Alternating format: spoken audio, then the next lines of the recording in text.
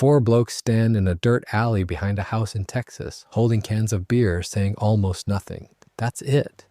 That's the most famous shot in the whole series, and it plays at the start of every single episode. I've always thought there's something quietly mad about that. This was a network cartoon on the same channel as The Simpsons, and the image it chose to lead with was 4 men not talking. Tonight, I want to just wander through King of the Hill for a while. Where it came from, who made it, the odd little decisions buried in it that most people watching never had reason to notice. Names that came from a cafeteria menu, a character built out of an angry phone call, a town that cannot decide which part of Texas it's in. Nothing here needs your full attention. Drift off whenever you like. If this sort of thing suits you, there's a subscribe button somewhere down there. Let's start well before Arlen existed, with a bloke who was bored at work. Mike Judge trained as an engineer, physics degree, proper technical job, the whole respectable path laid out in front of him. And he was, by his own telling, bored senseless by it. I find that genuinely reassuring for reasons I won't get into. There's something nice about knowing that one of the sharpest observers of American working life spent his early 20s sitting in an office thinking, no, not this. So he left, he moved to Austin, picked up a bass, and started playing in a touring blues band. Actually toured, actually recorded. This is not a story where someone dabbled in music for a summer and then went back to sensible employment. He committed to it for a stretch. What eventually pulled him sideways into animation was the process itself. He came across how animated shorts were made, the mechanics of it, the actual physical craft, and got interested. He taught himself. No animation school, no studio apprenticeship, no years of fetching coffee for a veteran. He worked out how to do it and then did it. That self-taught background matters more than it sounds like it should, and I'll come back to why later on. The shorts led to Beavis and Butthead, which landed at MTV and became an enormous deal very quickly, and this is where the practical machinery of television starts turning. Success at MTV in the early 90s meant the broadcast networks came calling, and Fox signed Judge to a development deal. Now here's the part I like. Fox's brief to him was not, make us something brilliant. Fox's brief was closer to a scheduling problem. They had The Simpsons. The Simpsons was a monster. What they wanted was another animated show they could put next to it on a Sunday night so the evening held together. That's it. That's the commercial origin of one of the most acutely observed comedies ever made. Somebody needed to fill a slot. Judge started building the thing in early 1995 while Beavis and Butthead was still very much in full swing, which means for a stretch there, he was running one show about 2 teenagers who exist to be idiots on a sofa and simultaneously designing another show about a middle-aged man whose defining trait is that he tries very hard to do the right thing. Same person, same year. The Texas setting wasn't research. Judge had lived in Garland, a suburb northeast of Dallas. Richardson also went into the mix. So did Arlington, so did Allen. Arlen is a blend of Dallas-Fort Worth suburbs pressed together into one town. And if you say those place names out loud in a row, you can more or less hear where the name came from. Here's a fun wrinkle, though. Judge has also separately described Arlen as being like Humble, which is a suburb of Houston on the entirely other side of the state. Both accounts are his, neither is a correction of the other. I don't think that's a contradiction so much as an admission. Arlen isn't a place, it's a texture. It's what a certain kind of Texas suburb feels like. And Judge had absorbed enough of them that they'd all run together into one composite. What he actually delivered to Fox was properly hands-on. He conceived it. He drew the main characters himself. He wrote the pilot script with Greg Daniels. This wasn't a pitched document with some vibes attached. It was a man handing over a finished thing he had made with his own hands. And Fox got nervous. Not unreasonably, if I'm honest. Think about what was on the table. An animated comedy, grounded in realism, set in the American South, with no gag engine running underneath it. No talking animals, no cutaways, no absurdist premise to hang jokes on. Just people in a suburb having small problems.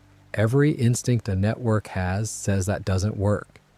Cartoons are expensive and slow to produce, so the received wisdom is that if you're going to spend the money, you should spend it on things live action can't do. Judge was proposing to spend it on a man worrying about his lawn. We'll get to how Fox handled that nervousness in a bit, because their solution shaped the show enormously. First, though, my favorite piece of trivia in the entire series, and it's about Boomhauer. Boomhauer, for anyone who somehow arrived here without the context, is the tall, lean one in the alley who speaks in a rapid, unbroken mumble that the other characters understand perfectly and the audience mostly doesn't.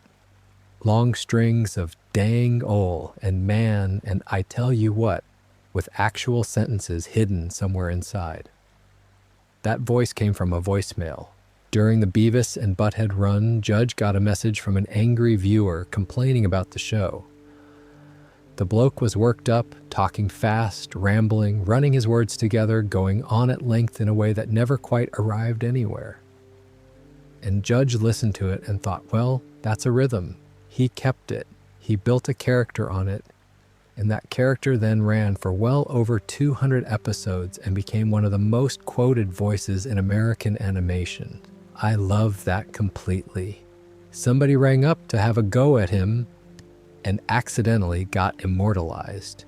Whoever that was, if he ever worked out what happened, that must have been a very strange afternoon.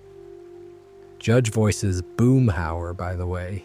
He also voices Hank, which means the show's lead performance and its most distinctive comic voice are the same throat doing two entirely different things, often in the same scene, often in direct conversation with each other. He doesn't stop there either. Stuart Dooley, the nasal kid who hangs around Bobby, is Judge. Ted Wasanasong, Khan's smoother and considerably wealthier rival, is Judge. Plus a scattering of one-off parts across the run. This was already his habit. On Beavis and Butthead, he'd voiced both title characters himself, which is arguably the more impressive version of the trick, given how much of that show is those two talking to each other. There's a thing that happens with creators who voice their own leads, and I think it's underrated. The character can't drift. There's no gap between the person writing Hank and the person performing Hank, so the tone stays welded in place across the whole run in a way that's genuinely hard to achieve otherwise. One more thing about Judge, and then I'll move on, because I don't want to turn this into a biography. The stuff he made afterwards tells you something about who was in charge here. Office Space came a couple of years into the run. Silicon Valley came much later. Both of those are, at bottom, comedies about work, about the specific indignity of being a competent person inside a system that doesn't quite make sense. Which is also what King of the Hill is if you squint. Hank is extremely good at his job. He cares about Propane in a way that is faintly heroic, and the world around him keeps failing to take that seriously. There's another thing worth saying about the self-taught bit, because I skated past it earlier and it deserves a proper moment. When you learn animation inside a studio, you inherit a house style. You learn how things are done, which is enormously useful and also quietly limiting. You end up with the same instincts as everyone else who came through the same door. Judge didn't have that, which is why the visual language of both his shows is so strange when you actually look at it. The characters are drawn in a way that no animation school would produce. Beavis and Butthead look like doodles. Hank Hill looks like a man who was designed by someone thinking about a real bloke rather than about a character. You can see it most clearly in the faces. King of the Hill characters have very small eyes. That's an odd choice. Animation almost universally goes the other way because big eyes read emotion faster and from further away. Small eyes are harder to work with, but they also stop the characters looking like cartoons, and that's the whole point. The bodies are the same. Everyone in Arlen is shaped like an actual person from a Texas suburb. Bill is heavy in a way that specific real men are heavy. Hank has a proper working bloke build with an absolutely unmistakable middle-aged posture. Peggy is tall and slightly awkward. Nobody in the show is drawn to be looked at. They're drawn to be recognized. The animation itself is produced by Film Roman, a studio that did an enormous amount of the American television animation of that era, and the house approach to King of the Hill is deliberately restrained. Very little squash and stretch, very few of the elastic physical gags that animation exists to do.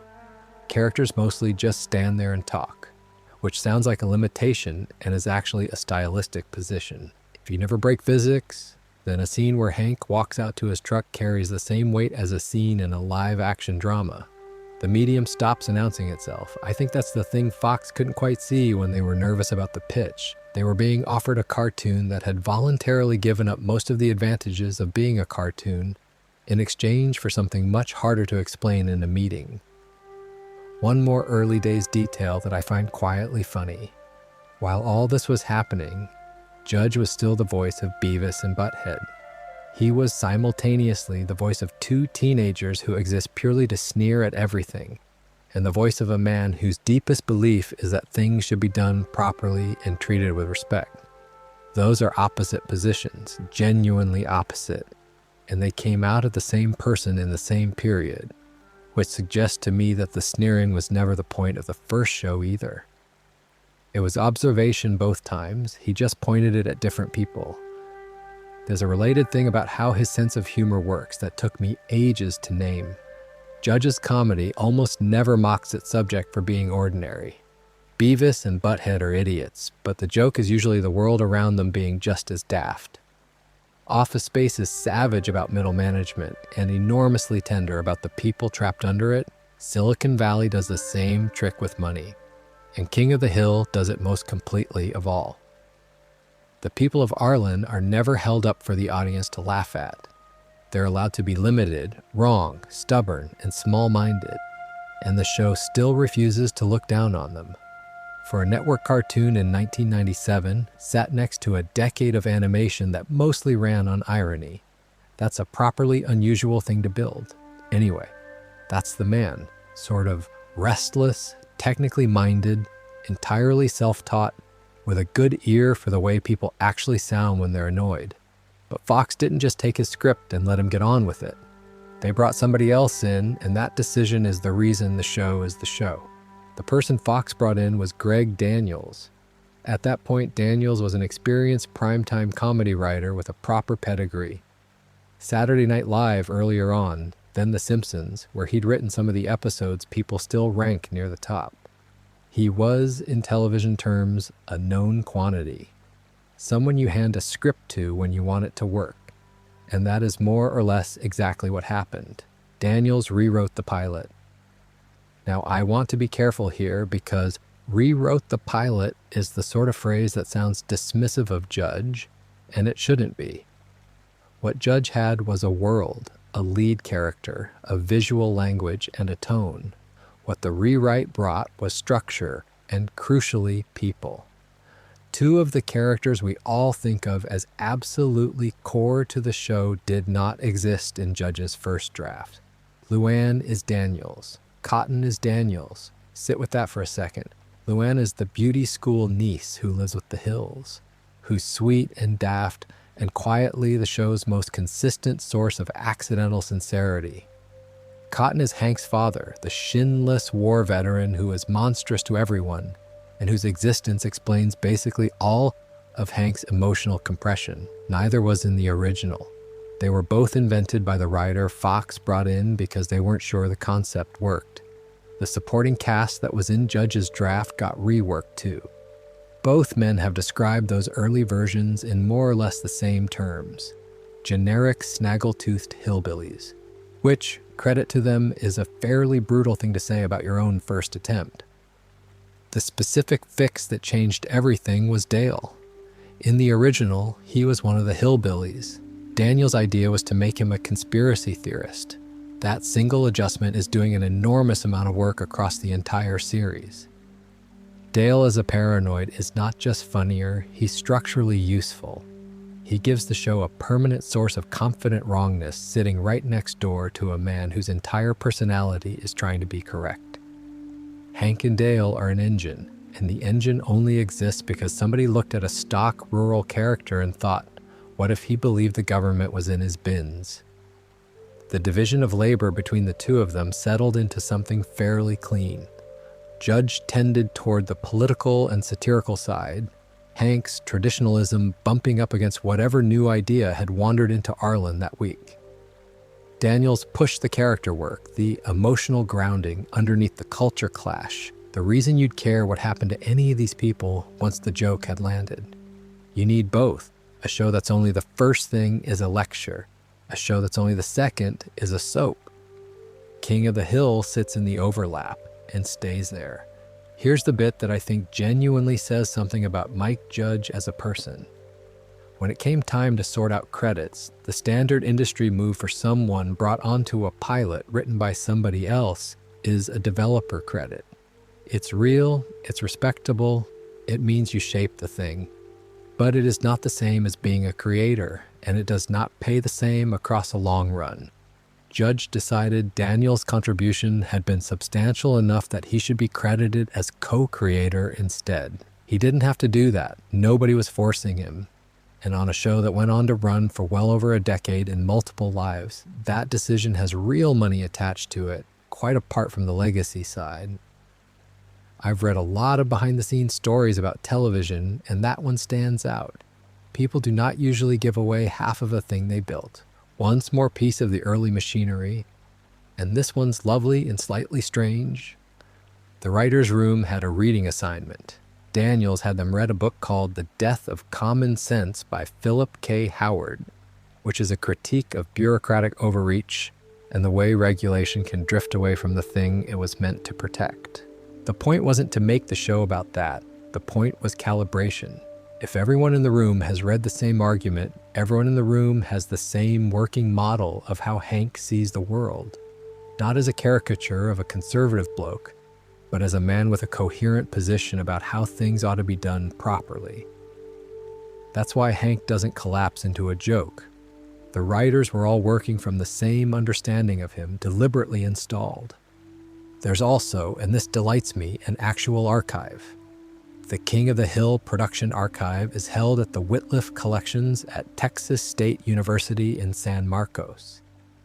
It covers roughly 1995 to 2006 and runs to about 75 linear feet of material. Scripts, notes, drawings, the working guts of the thing. 75 feet. That's a corridor of paperwork about a cartoon propane salesman sitting in a university library properly cataloged. Among what survives, there is the story Bible, the internal document that tells the writing staff who these people are before anyone's written an episode about them. The Luanny entries are my favorite. The Bible lays out her stated role models, women who came from small towns and became famous, and notes that Luanny hasn't quite clocked what actually got them there, which is a very precise piece of characterization to write down in a planning document. It's not a joke, it's an instruction to the room about how to write her naivety without making her stupid. There's also a line in the physical description that riffs on Who Framed Roger Rabbit, the "she's not bad, she's just drawn that way" idea, written into the Bible on purpose, as a note about how the animator should handle her. I keep thinking about how much of that never surfaces on screen and yet shapes every scene she's in. The show itself arrived on the 12th of January 1997 as a mid-season replacement, which is a slightly unglamorous way to launch. It means you're filling a gap left by something that didn't work. Fox put it before The Simpsons and The X-Files. That's a proper Sunday night, and it's a lot of pressure disguised as a favor. You're the warm-up act for two of the biggest shows on television. It went well. I'll come back to just how well later on because the numbers from that first full season are genuinely surprising. Last thing for this section, and it's the sort of detail that's easy to skate past but explains a lot about why the show feels different in different eras. The showrunner chair changed hands several times. Judge and Daniels ran it at the start, then Richard Appel, then Jonathan Abel and Glenn Berger. Then from season 7 onward, John Altshuler and Dave Krinsky, who'd been on the show since season 2 and knew it inside out. And then, for the revival, Saladin K. Patterson. Long-running shows always do this and viewers rarely notice. But it's the reason a season 5 episode and a season 9 episode can feel subtly unlike each other while using identical characters, sets, and voices. Different people in the chair, waiting different things. Judge and Daniels also drifted away for a stretch and came back, which we'll get to. A quick word about what Greg Daniels did afterward, because it recontextualizes his contribution enormously. He went on to develop the American version of The Office, then Parks and Recreation, then Space Force, and Upload. The American Office in particular is a show built almost entirely on the thing Daniels brought to Arlen, taking a set of people who could easily be figures of ridicule and insisting over years that you care about them. Michael Scott and Hank Hill have almost nothing in common on the surface. Underneath, they're both men whose sincerity is the whole engine. So when you're watching an early King of the Hill episode and something lands with unexpected warmth, there's a decent chance you're watching the same instinct that would later produce one of the most beloved sitcoms of the following decade, being tested out on a propane salesman. There's another thing about the pairing that I think gets undersold, which is what it cost Judge in control. He'd made Beavis and Butthead essentially by himself. He drew it, wrote it, voiced it, total authorship. And then the very next thing he did, he handed to a stranger to be rewritten because a network said so. Plenty of creators would have fought that. Some would have won and made a worse show. Judge's willingness to let someone else improve his thing is a rarer trait in this industry than talent is. Now, on the subject of the story Bible, I want to linger there for a minute because most people have never seen one, and they're fascinating documents. A Bible is written before the show exists. It's the reference manual for a writing staff who haven't been hired yet. It lays out who everyone is, what they want, what they'd never do, how they speak, where they live, what the show is about underneath the plots. Good ones are strangely intimate. You get a sense of people arguing over how a fictional woman would think. The King of the Hill Bible has specific instructions about tone that shape the whole run. The characters were not to be mocked. The comedy was to come from recognizable behavior rather than from invented absurdity. And crucially, the show was to be funny without anyone in it knowing they were being funny.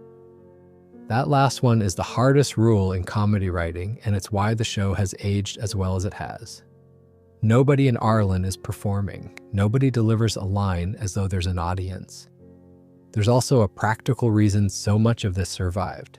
Because the archive exists at the Whitliff Collections and covers roughly a decade of production, researchers can actually go and look at the working documents. That is unusual. Most television production paperwork just gets thrown away when the show ends. The fact that anyone thought to preserve 75 feet of it from a Texas State University about a show set in a fictional Texas town feels appropriate somehow. Texas kept it. One last piece of prehistory before we get outside. There was at one point serious talk of a live-action spin-off built around Monsignor Martinez. Monsignor Martinez, if you've forgotten, is the character from the telenovela The Hills Watch. He's a priest who fights crime with considerable violence. He exists in the show as a joke about the melodrama of imported soap operas and appears mostly as brief clips on the Hills television. And at some stage, people discussed making that a real program. Live action, with actors. About the crime-fighting priest? It did happen, obviously, but somewhere there's a version of the late 90s where a fictional show within a cartoon got its own series, and I would very much like to have seen that pitch meeting. For now, though, I want to leave the office and go outside because Arlen itself is a genuinely odd place once you start looking at it properly.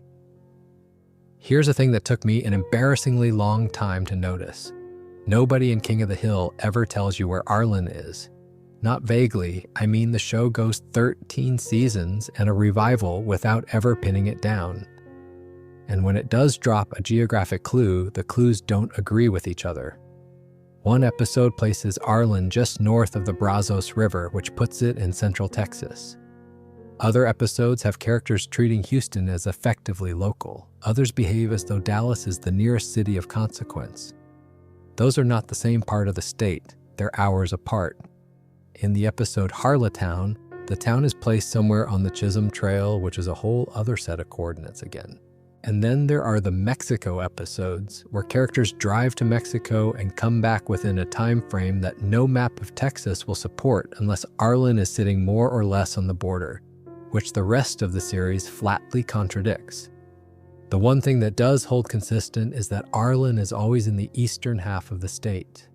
Green, humid, flat, ranch houses and strip malls. Never the western desert half. The show is quite firm about that, even while being completely relaxed about everything else. I find this properly funny given the show's reputation. This is the series that Time magazine called the most acutely observed, realistic sitcom about regional American life, bar none. Enormous praise. And the town it's set in floats around Texas like a balloon somebody let go of. Though, thinking about it, that's exactly right, isn't it? The realism was never about cartography. It was about the way people talk to each other over a fence. We do get one hard number, and it comes from a road sign. In the episode Hank's Cowboy Movie, the town's entrance sign lists the population as 145,300, which is bigger than most people assume. Arlen reads on screen like a small town, everyone knows everyone. The same 12 people keep turning up, but 145,000 is a proper mid-sized city. That's not a village. That's somewhere with traffic problems and a city council. I think the show gets away with it because it never really leaves Rainey Street. Rainey Street is the anchor. The Hills live there. Dale and Nancy live next door. Bill is across the road. Boomhauer is across the road. The Sufanusen phones move in next door in the first season and stay for the duration.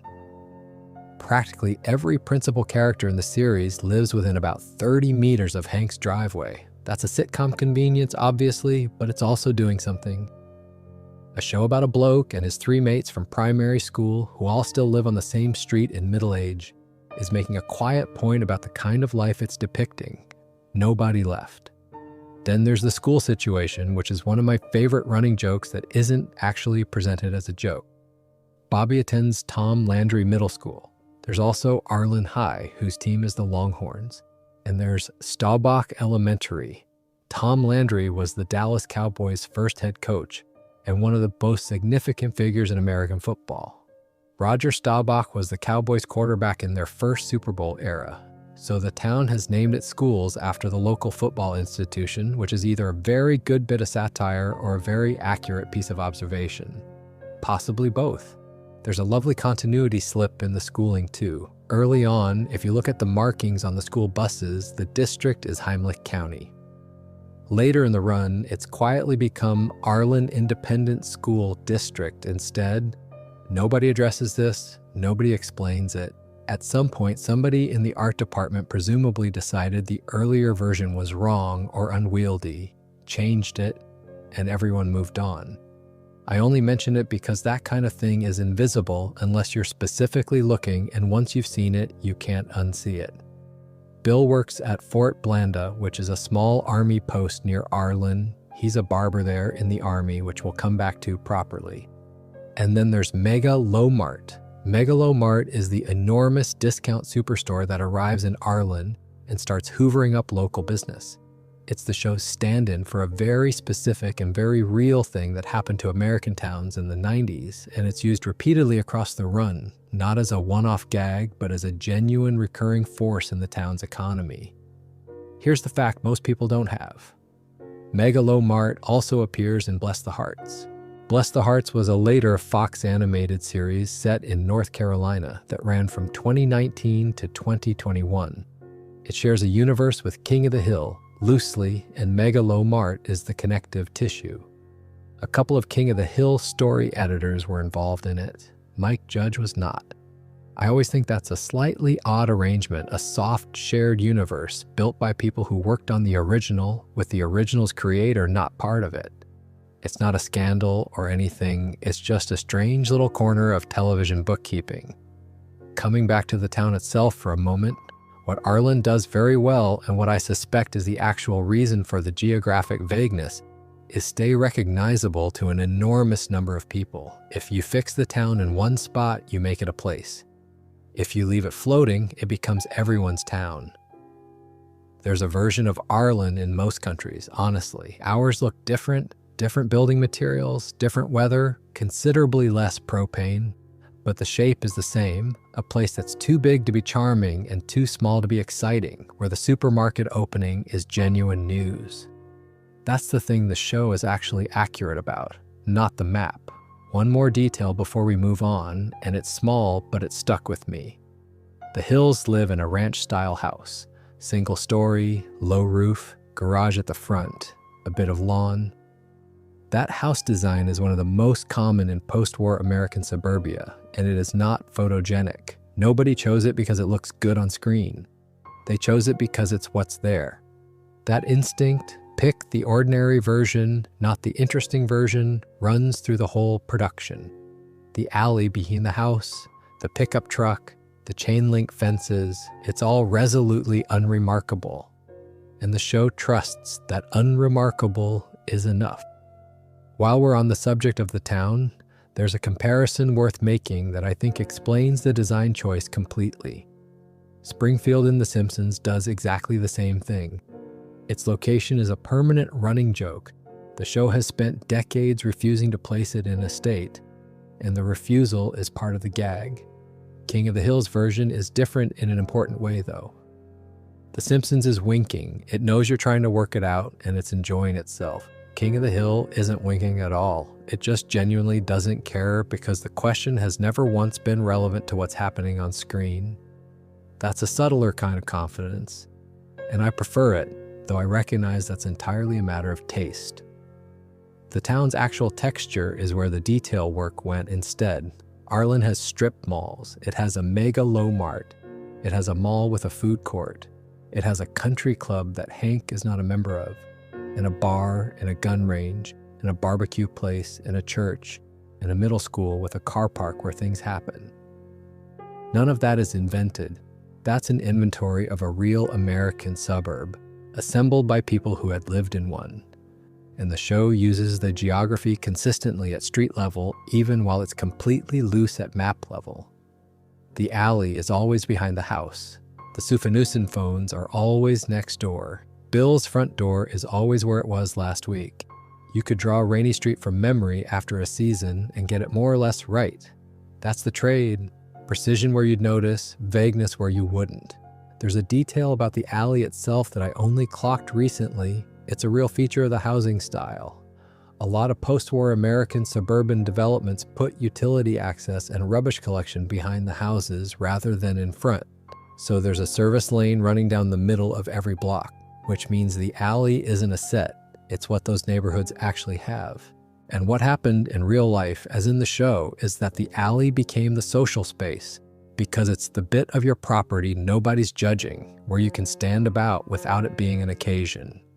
The front garden is for show, the back garden is for family, the alley is for your mates. I think that's a genuinely lovely piece of observation, and it's completely unstated in the program. It's just where they stand. The weather deserves a mention as well, because Arlen has weather in a way most animated towns don't. Texas heat is a recurring presence. Characters sweat, they complain, they arrange their days around it. There's a whole episode where Bill takes a job standing by the roadside, waving at cars in brutal summer temperatures, purely because it means people look at him and he gets heat stroke and sunburn and considers it worth it. There are storms. There's a tornado episode fairly early on that treats the thing with genuine respect rather than a spectacle, because in that part of the world, tornadoes are a real feature of spring rather than a disaster movie. And there's drought, and there are watering restrictions, and there is the enormous social significance of the lawn. The lawn material is where the show does some of its funniest and most precise work. Hank's relationship with his grass is close to devotional. Con moving in and immediately competing on lawn quality is one of the first real conflicts in the series. the battle over an anthill escalates to a degree that has nothing to do with ants. If you've never lived somewhere with front lawns and neighbors who notice them, that might read as an invented eccentricity. It isn't. It's documentary. Something else the town does well is age. Arlen in Season 1 is a 90s suburb. Arlen in Season 13 is a late 2000s suburb. Businesses close and get replaced. New chains arrive. The mall changes. The things people are anxious about shift. The Y2K panic, then big box retail, then outsourcing, then the specific texture of the 2000s. By the revival, the town has moved another 15 years, with everything that implies about phones and delivery apps, and the general acceleration of ordinary life. Most animated settings are frozen. This one is a place with a timeline, and that's rarer than it sounds. There's also a class geography running through the town that the show never explains but is absolutely rigorous about. Hank Street is solidly working to lower middle. Con moves in with a better job and considerably more money, and spends years being audibly annoyed to be living among people he considers beneath him. Ted Wasana-song lives somewhere better and is wealthier still, and Con is as desperate for his approval as he is dismissive of Hank's. That chain of who is looking down on whom is one of the sharpest things in the show, and it's done almost entirely through where people live and what their houses look like. Bobby's school life adds another layer to it. Tom Landry Middle School is a normal public school with normal public school problems, and the show is quietly accurate about what that's like. The social hierarchies, the well-meaning and slightly useless staff, the arbitrary rules. Carl Moss, the principal, is a good example of that accuracy. He's not a villain and he's not a fool. He's a man administering a system with limited resources and no particular enthusiasm. Arlen High, the Longhorns, sits above it, and high school football hangs over the whole town in the way it genuinely does across large parts of Texas. Bill's entire adult identity is downstream of what he was at 17 on a football pitch. Hank's is too, in a quieter way. His back injury from his own playing days follows him for the entire series. That's not color, that's the actual social structure of the place, built into the characters' bodies. Since we're already wandering around the neighborhood, I want to look at the names on the mailboxes, because a few of them have origins that are considerably sillier than you'd expect. Luann Platter is named after a lunch special. That's the whole fact. In Texas, there's a cafeteria chain called Luby's, and Luby's serves something called the Luann Platter, an entree, 2 sides, and a roll in one go for one price. It is a real thing you can order, and the writers took it and gave it to a character. I genuinely love this because it's not a hidden reference or an in-joke for 3 people. In Texas, it's the equivalent of naming a character Sunday Roast.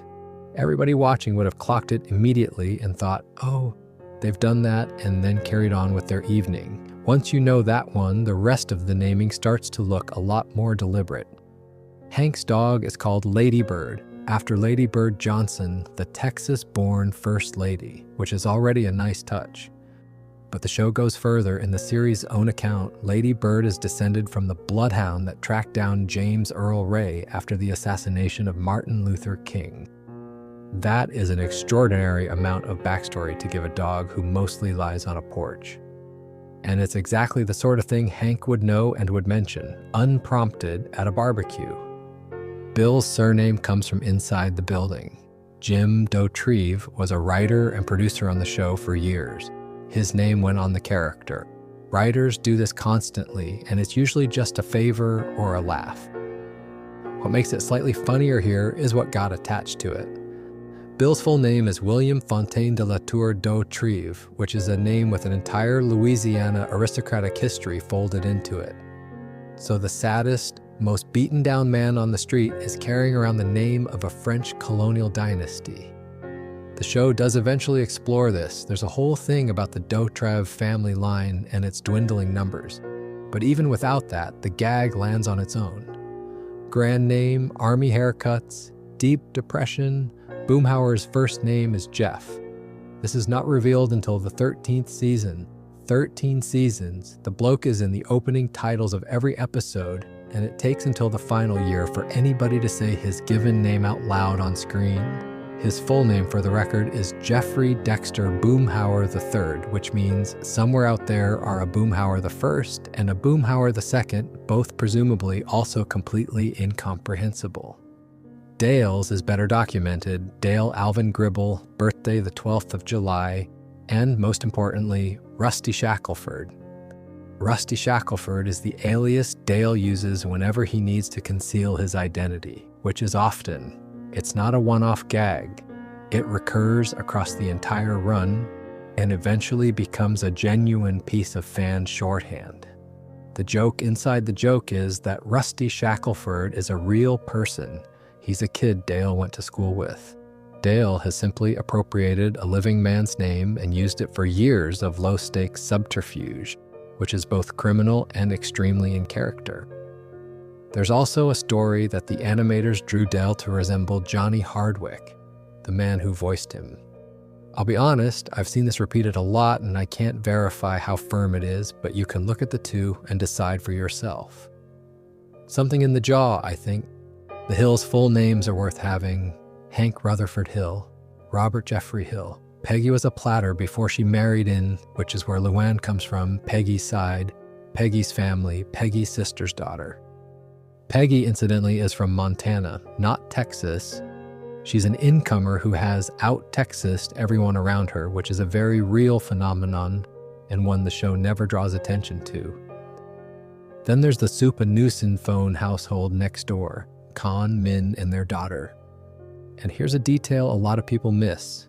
Connie isn't her name. Her actual name is Con Suppanusin Phone Jr. She is named after her father. Connie is the Americanized version she goes by, which reframes quite a lot about that family if you let it. A man who wanted a son enough to give his daughter his own name, and a daughter who quietly uses a different one. Cotton Hill, I've mentioned. What I didn't say is what happened to him. He lost his shins to Japanese machine gun fire in the Second World War and walks on his feet, which are attached directly to his knees. I want to point out how mad it is that this is a comedy premise. Somebody sat in a room and decided that Hank's father should be a war veteran with a specific, gruesome, permanent disfigurement, and that this would be recurring and that it would be funny. And the astonishing part is that it is. Cotton is horrible and hilarious and genuinely upsetting, sometimes within the same line. Cotton later remarries a much younger woman called Dee Dee, and they have a son, G.H., short for Good Hank, which tells you everything about Cotton's opinion of his first son. Next door on the other side, the Gribbles, Dale, Nancy, and Joseph. Nancy is a local television weather presenter. She has been having an affair with John Redcorn, a Native American healer, for 14 years. Joseph is Redcorn's son. Dale does not know. More than that, the entire street knows and has collectively decided not to tell him. Hank knows. Bill knows. Boomhauer knows. They've all agreed, without ever really discussing it, that Dale being happy with his son is worth more than the truth. That's the show in one arrangement, honestly. The paranoid conspiracy theorist is the only person on the street who doesn't know the actual conspiracy, and everyone protects him from finding out because they love him. Around the edges, you've got Buck Strickland, who owns the Propane business, Joe Jack, who works there, Enrique, who also works there and is voiced by Danny Trejo, which is a fact I enjoy far more than I should. Carl Moss is the principal at Bobby's school, and Reverend Caharan Stroop runs Arlen First Methodist. That last one has a proper piece of casting history attached. When the character first appeared, she was voiced by Mary Tyler Moore, just the once. Then the role passed to Ashley Gardner for every subsequent appearance. So Mary Tyler Moore is in exactly one episode of King of the Hill, playing a Methodist minister in a fictional Texas town, and then never again. Television is a strange business. The extended family tree is worth a wander too because it's much larger than the show ever makes it feel. On Hank's side, Cotton, obviously, and Tilly, his mother, who divorced Cotton and moved to Arizona and is by all accounts a lovely woman. Tilly later remarries a man called Chuck Garrison. Dee Dee is Cotton's second wife. GH is their son. And then there's Junichiro. Junichiro is Hank's half-brother, born in Japan, the result of Cotton's time there during the war. He turns up late in the series, and Hank has to reckon with the fact that his father's history has produced an entire other person on the other side of the world. That's a heavy thing for a comedy to introduce in its later seasons, and the show handles it with more grace than it had any obligation to. There's also Dusty Hill, a cousin, which, if the name rings a bell, is because Dusty Hill was the bassist in ZZ Top, a Texas institution, and a Texan joke about family names that I suspect a lot of non-American viewers sailed straight past. Peggy's side is smaller but no less complicated. Her father, Doc Platter, her mother, Maddie, who is not warm, her brother, Hoyt, who is trouble, and Leanne, Luann's mother, who spends much of the series in prison, which is why Luann is living with the Hills in the first place. That's the actual explanation for the show's most cheerful character. Her mom stabbed her dad with a fork and went to jail. The show introduces this in the first season, then brings it back when Leanne gets out of prison in Leanne's saga, and in a few later references. It doesn't milk it, it's just the reason she's on the sofa. Bobby's list of nicknames across the run is genuinely long, and I find it a bit endearing. Cotton calls him Bing Bing. Con calls him a fat white lump, repeatedly and with real commitment. At various points across the series, he ends up going by Kidney Boy and Llama Sanglug, and my favorite, Tartuff the Spry Winder Dog, which comes from a clowning storyline that I refuse to explain here because it deserves its own video. Bill's family, meanwhile, is properly bleak once you go looking. His father, Eric Dautrieve, is described as an abusive drinker, and Bill's accounts of his childhood include being punished daily for years, being told he was a girl, being made to wear dresses, and being locked in a rabbit hutch. That's stated on screen in a comedy about a character we're mostly meant to find funny. I've gone back and forth on whether the show earns that, and I've landed on yes, mainly because it never uses the backstory as a punchline. It uses it as an explanation. Bill's desperate need to be liked stops being a joke the moment you know where it came from, and the writers clearly understood that. There's an aunt, Esme, and an uncle, Alphonse, and a running family concern about the Dautrieve line shrinking, which loops back to that grand French name and makes it sadder rather than funnier. Boomhauer's family gets one brilliant reveal. In Peggy's Turtle song, we meet his mother, and she talks exactly like he does. So it's hereditary. It's not a speech impediment he developed. It is simply how the Boomhauers speak, and presumably always have. He also mentions at one point that his parents won the lottery and moved to Florida, which is such a perfect, small piece of character detail that I've never forgotten it. While we're here, Boomhauer drives a 1968 Dodge Coronet. In high school, he had a mid-60s Mustang he called Ms. Sally, which Hank, Bill, and Dale accidentally drove into a quarry during a prank. He plays banjo. He can also, he claims, play accordion. He paints, and in one episode produces a self-portrait in a distinctly Van Gogh register. Hank, not Boomhauer, is allergic to macadamia nuts. His idol is Wilt Chamberlain, which, given Boomhauer's romantic career, is a joke operating on at least two levels. And in a school photograph in Hank's yearbook, his nickname is Wheels. None of that is plot. All of it is somebody in a writer's room deciding that a character who can't be understood should still be entirely knowable. Which brings me neatly to the people doing the voices, because the casting on this show is quietly one of the most interesting things about it. Lauren Tom voices Min. Lauren Tom also voices Connie. which means that in any scene where Connie gets a telling off from her mother, one woman is standing at a microphone lecturing herself. She's the parent and the child. She's doing both halves of the argument. I think about that every time I watch one of those scenes now, and it has ruined them slightly in the best way. She also plays Cindy Wasanasong for completeness. This kind of doubling runs right through the cast, and it's much heavier than most people realize. King of the Hill has an enormous population of named characters and a surprisingly small core group of actors doing them. Pamela Adlon plays Bobby. She also plays Clark Peters and Chain Wasanasong, and a handful of other boys who sound broadly similar because they're the same performer working in the same register. Adlon won an Emmy for Bobby in 2002 for the episode Bobby Goes Nuts. If you don't know it, that's the one where Bobby learns to defend himself in a way that is technically effective and socially catastrophic. It's a brilliant episode, and the win was thoroughly deserved. There's a long tradition of women voicing boy characters in animation for reasons that are entirely practical. A boy actor's voice changes, and then you've lost your lead, but Adlon's Bobby is one of the great examples. There's nothing performed about it. He just sounds like a slightly odd 12-year-old. Toby Huss is the one that really gets me, though. Huss plays Cotton. He also plays Con. He also plays Joe Jack. He also plays Coach Kleehammer. He played Ted Wasanasong for a stretch. And he plays M.F. Thatherton, a role that had originally been voiced by Burt Reynolds. And then, from season 14 onward, he also plays Dale. That's a staggering spread. Cotton and Con alone are wildly different. One is a bellowing, gravel-throated old monster.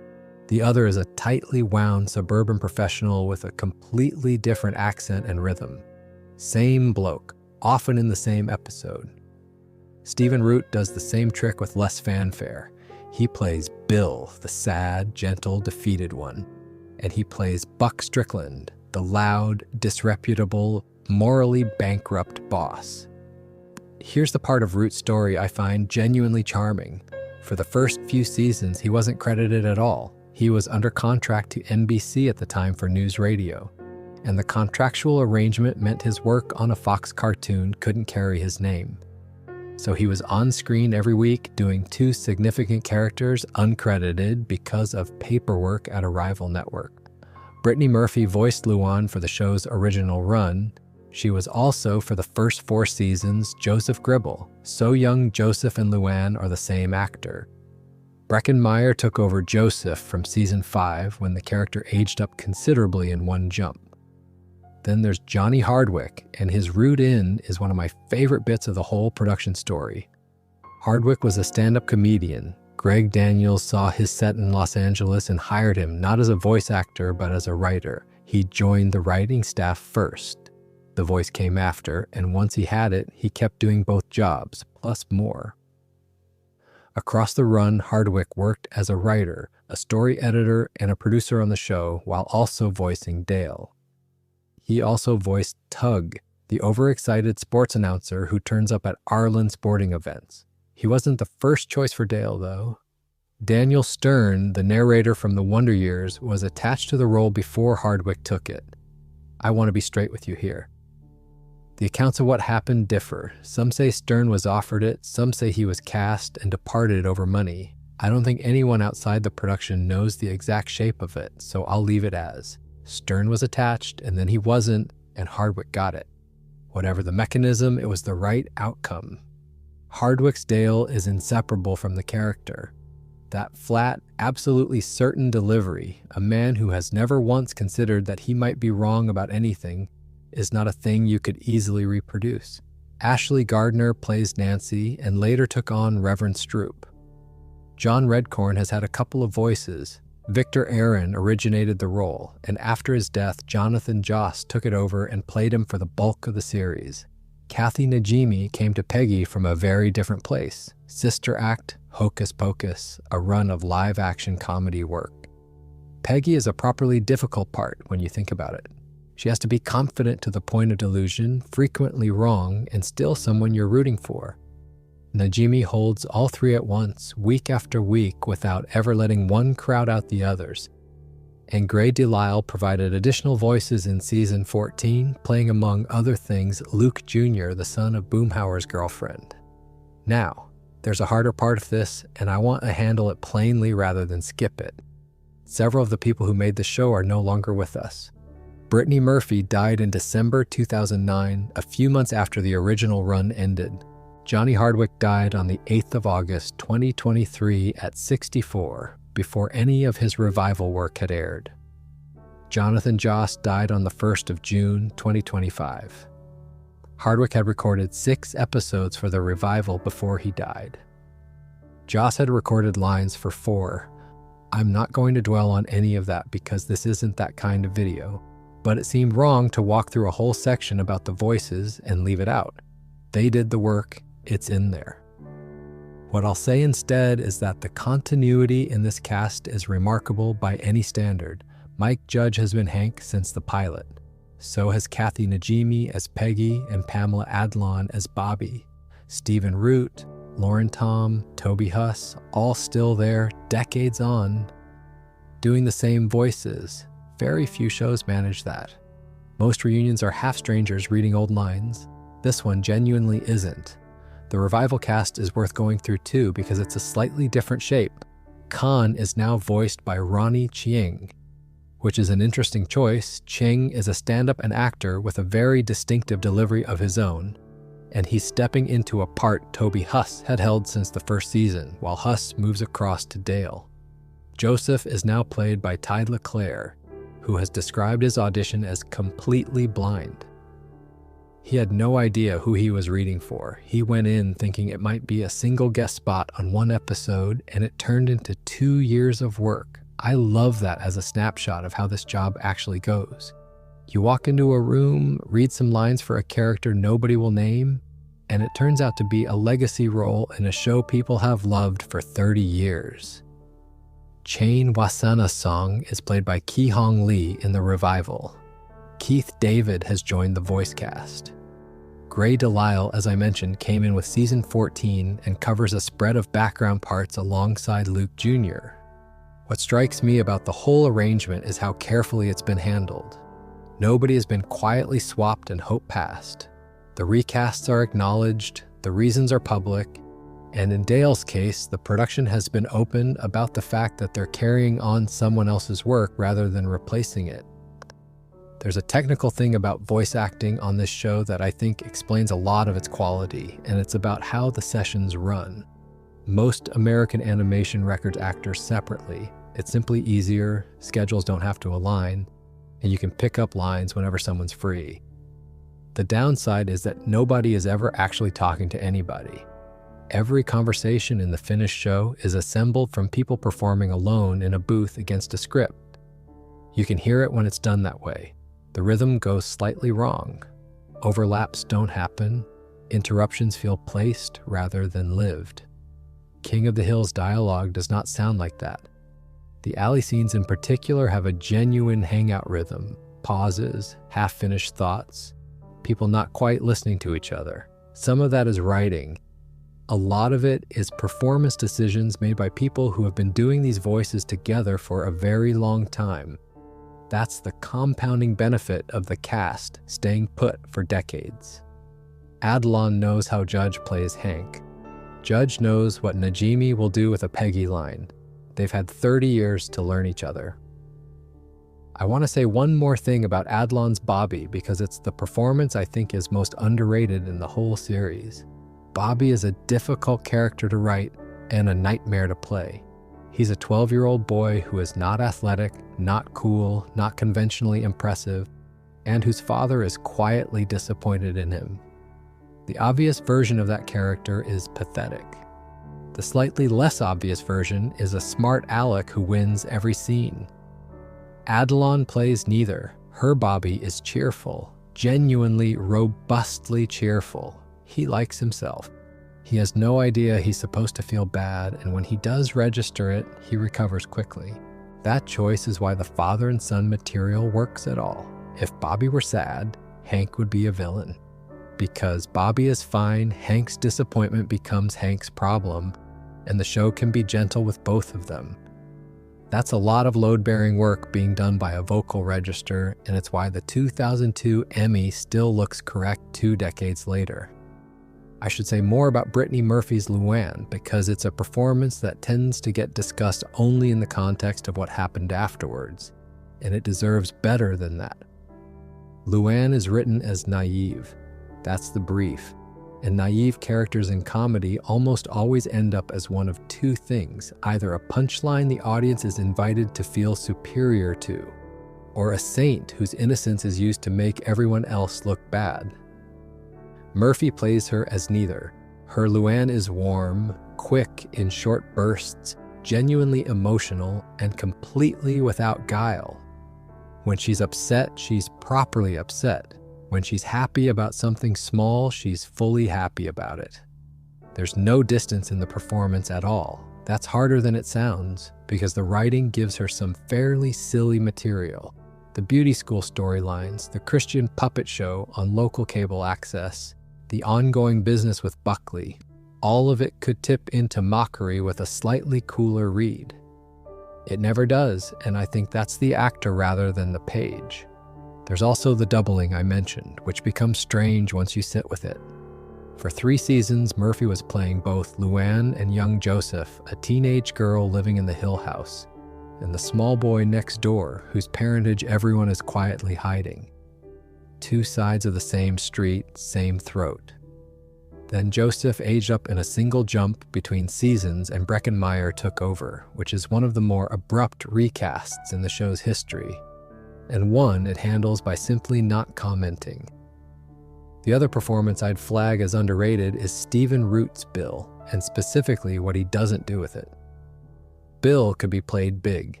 The character is depressed, desperate for attention, and frequently humiliated. And there's an obvious loud version of that where every line is a wail. Root plays him quiet. Bill's sadness sits underneath the voice rather than on top of it, and the effect is that you believe him. When the show goes to Bill's backstory, the football years, the marriage, the haircut, the performance has already prepared you for it without ever having announced it. And then he turns around in the same episode and plays Buck Strickland at full volume doing the exact opposite thing, and you'd never place them as the same man. Speaking of the sound of the thing, the music side has some names on it that I still find slightly hard to believe. The theme tune is called Yahoos and Triangles. It's performed by The Refreshments. The Refreshments were from Arizona, not Texas, Arizona. The most Texan show ever made opens with a band from Tempe. I don't say that as a criticism, it's a great piece of music, all slide guitar and swagger, and it does the job perfectly. It's just a nice reminder that everything about this show is slightly more constructed than it appears. The authenticity is deliberate craft, not accident. The theme also gets varied. Season finales and Christmas episodes get their own arrangements of it, which is a small courtesy most shows don't bother with.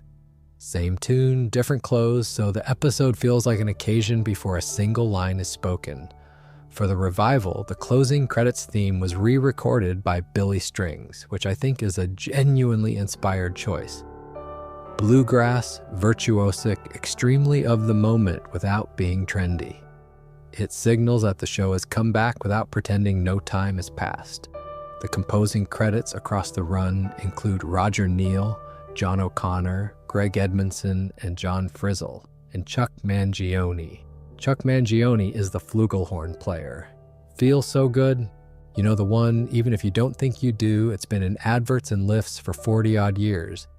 He's credited on the show as a composer, and he also appears in it as himself. His role in the fiction is that he's the celebrity spokesman for Megalo Mart, which involves him standing in the store playing his hit repeatedly for an audience of people who came in for garden furniture. That is such a specific and slightly cruel joke about the afterlife of a hit record, and Mangione turned up and did it repeatedly over multiple episodes. Tom Petty is the other big one. Petty voiced Lucky, Elroy Kleinschmidt, a snaggletooth bloke living off the settlement from a slip-and-fall lawsuit, who ends up with Luann. The role was meant to be a one-off guest spot. He enjoyed it enough that he kept coming back, and Lucky became a recurring character and eventually family. I love that. Tom Petty, one of the biggest songwriters in American music, decided that what he fancied doing with some of his time was playing a man who fell over outside a supermarket and never worked again. Vince Gill provides Boomhauer's singing voice, which is the sort of detail that makes you sit up. Boomhauer can't be understood when he speaks, but when he sings, he's suddenly and beautifully clear, because there's a country music star in there. Hank's mother, Tilly, was originally voiced by Tammy Wynette. Wynette died in 1998, and the role passed to Beth Grant and later Kay Callan. Then there's Ann Richards, who plays herself.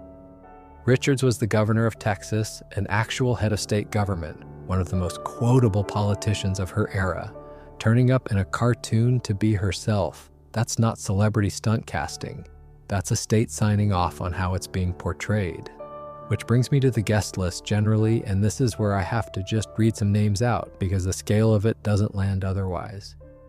Over the run, King of the Hill had guest voices from Brad Pitt, Jennifer Aniston, Alan Rickman, Meryl Streep, Matthew McConaughey, Lucy Liu, Michael Keaton, Johnny Depp, Mila Jovovich, Kathleen Turner, Ben Stiller, Sidney Pollack, Big Boy, Dax Shepard, Justin Long, Paul F. Tompkins, Randy Travis, and a considerable number of other country artists. Willie Nelson, Alan Rickman was on King of the Hill. I had to sit with that one for a minute. Alan Rickman doing a voice in Arlen, Texas. It's not that it's implausible, he did all sorts of things, it's that the show is so deliberately unglamorous that a name like that sitting in the credits feels like a category error. And this is the bit that I think is genuinely to the show's credit. You wouldn't necessarily notice any of them. Compare that to how most animated comedies use guest stars. There's usually a wink. The character is designed around the celebrity, the performance is broad, and the whole thing announces itself. Here, Meryl Streep turns up and plays a person in a story, and the story continues. The show never stopped to point at anyone. On the awards side, the ledger is smaller than you'd expect for something this well regarded. 2 Emmy wins from 7 nominations across the run. 2. For a show that Time put on its list of the 100 greatest television programs ever made. There's also a GLAAD Media Award in there, and a long series of Annie Award nominations, the Annies being the animation industry's own awards, which arguably matter more for a show like this than the general television ones do. I have a theory about the Emmy count, and it's not a complaint exactly. King of the Hill was never showy. Awards tend to reward the moment you can put in a clip package, the big episode, the format-breaking experiment, the guest star doing something enormous. King of the Hill's best work is a man being quietly disappointed in his son and then getting over it. You can't clip that. It only works if you've watched the whole thing. One more music note before I move on, because it's an easy one to miss. The show is scored with a lot of restraint. There's very little wall-to-wall underscore, very little music telling you how to feel. Long stretches of scenes play with nothing underneath them but room tone and voices. That's unusual for animation, where music is normally doing heavy lifting to sell timing and energy. Here, the silence does most of it.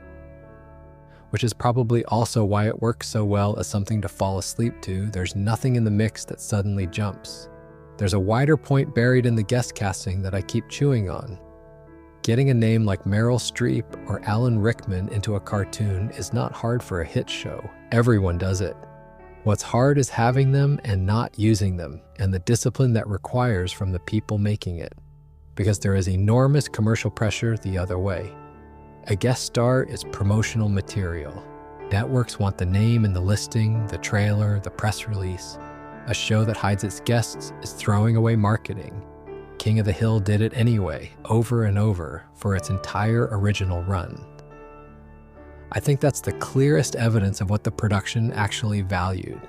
The country music side of the guest list is its own thing and deserves a moment. Randy Travis, Willie Nelson, Vince Gill, these aren't random famous people. They're specific figures with specific meaning in the world the show is depicting. Having them turn up isn't stunt casting so much as a form of accuracy. Those artists genuinely occupy that cultural space in Texas. It's a bit like a British sitcom set in a working men's club getting the actual acts to appear as themselves. It doesn't feel like a celebrity moment. It feels like the place being properly furnished. And Tammy Wynette playing Hank's mother is exactly that instinct taken as far as it will go. One of the defining voices of American country music, cast not as a musician but as a woman in Arizona who worries about her son. She died in 1998, a little over a year into the show's run, and the part went on without her. On the composing side, there's a texture thing I want to flag because you might notice it once I've said it.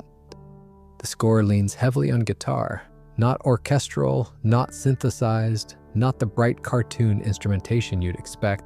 Slide guitar, acoustic figures, the occasional bit of harmonica. It sounds like the music that would actually be playing in the world of the show. That's a decision with consequences. Cartoon scoring normally functions as punctuation. It tells you where the joke was, it lifts a moment, it papers over a gap. Guitar-led scoring doesn't do that. It just sits there being atmosphere, which means the jokes have to survive on their own, unassisted. No sting, no button, no musical cue telling you that was the funny bit. That's confidence, and it's the same confidence that let them put 4 blokes in an alley over the opening titles. While I'm on the titles, the sequence itself is worth describing properly because it's cleverer than it looks. Hank walks out to join Dale, Bill, and Boomhauer in the alley. He opens a beer. And at that moment, the playback speed jumps enormously, and the whole town runs past in time-lapse behind them. Other characters going about their days, the sun moving, the recycling bin filling with empty cans. Then Peggy comes out with a bag of rubbish, the other 3 leave, and time returns to normal as Hank takes the bin out and stands with Peggy and Bobby in an arrangement that's directly parodying the painting American Gothic. So the joke is, while these men stand in an alley, the entire world moves. And it's a joke that also somehow makes them look like the still point of it. For the revival, that sequence was rebuilt as a compressed time lapse of everything that happened between the end of season 13 and the start of season 14. The 15 missing years run past at the same speed, ending in roughly the same place. Same structure, same gag. Enormously more emotional weight, because now the thing racing past behind them is actual lost time. I thought that was a properly elegant bit of work. One more thing on the music front, and it's about how the show uses actual songs rather than score. King of the Hill uses very little licensed music, which is unusual for a comedy of its era. There's no needle drop at the end of an emotional scene. Recognizable tracks often play over montages to tell you how to feel about it. Where music does appear, it's usually diegetic, it's coming from a radio or a car stereo or a stage, and characters can hear it, which means it belongs to the world rather than to the edit. That's a considerable act of restraint given who they had access to. They had Willie Nelson, they had Randy Travis, they had a country music guest list most productions would have built entire episodes around, and they mostly use those people as characters instead of as soundtrack. The one place the show does let music run is when a character is performing, and those moments land harder precisely because the rest of the series is so dry about it. There's also a practical consequence of the approach that I doubt anyone was thinking about at the time. Licensed music is the single biggest reason old television shows become impossible to stream. The rights expire, the tracks have to be replaced, and the show either gets butchered or gets shelved. King of the Hill has almost none of that problem, which is part of why it's been able to move between platforms as often as it has without anyone having to redub anything. An accidental piece of future-proofing made for entirely artistic reasons 20-odd years earlier. Right, let's talk about Propane. Hank Hill's job title is assistant manager, not manager. Assistant manager at Strickland Propane for the entire original run of the series. 13 seasons, 259 episodes, the bloke never gets promoted, and the show never treats this as a tragedy. Hank isn't stuck. Hank is exactly where he wants to be, doing a job he is extremely good at, for a boss who does not deserve him. That's such an unusual thing for a comedy to hold. Most sitcoms about work are about wanting a different job. This one is about a man who has found his and defends it. Propane and propane accessories is the phrase, and it's entered the language at this point. It's a joke that works because of the and.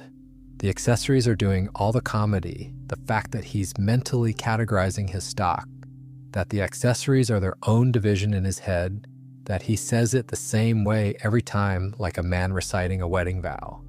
Now, the biggest thing the propane business ever did in this show was blow up. There's a two-part story that starts with propane boom in May 1998. Megalomart begins selling propane at prices Strickland can't match. Hank loses his job. He ends up working in the propane department at Megalomart under Luann's boyfriend Buckley, which is about as humiliating an arrangement as you could design for him. Then there's a leak and the store goes up. Buckley dies, Luann loses all her hair, Hank survives and comes out of it genuinely traumatized. The follow-up, Death of a Propane Salesman, opened season 3 in September 1998. And it is not a comedy about a man who's had a fright. It's about a man who is now afraid of propane, the substance his entire identity is built on, and who has started thinking about dying. I want to point out how far outside the rules that is. Fox had a standing position that its animated shows shouldn't carry story arcs or character development because episodes need to be shuffleable for syndication. Air them in any order, nothing breaks. This breaks. You cannot watch Death of a Propane Salesman without having seen the explosion. The character has changed and stayed changed. Luann's hair is gone for episodes afterward, and the loss of Buckley genuinely alters her direction for years. She becomes more serious, goes back to education, grows up. They did it anyway, quietly, inside a format that was supposed to prevent it. The workplace material generally is where the show does its sharpest satire, and it does it without ever raising its voice. 24-hour propane people. Has Buck getting banned from his favorite strip club and, at a loose end, deciding to make Strickland a fun place to work. Costumes, sleepovers in the office, catchphrases. Hank's job for the episode is getting everyone to stop having fun and sell propane again. Anyone who has ever been on the receiving end of a management culture initiative will feel that one in their bones. That's What She Said brings in a new employee whose humor is off-color and who everyone finds hilarious except Hank, and follows it all the way through to Hank consulting a lawyer about it. Which is a genuinely brave place to take a joke. The show lets Hank be the one who's uncomfortable and doesn't make him a prude for it. The miseducation of Bobby Hill puts Bobby on the shop floor, where he turns out to be a natural at selling grills using tactics his father finds appalling. The boy is good at it, that's the problem.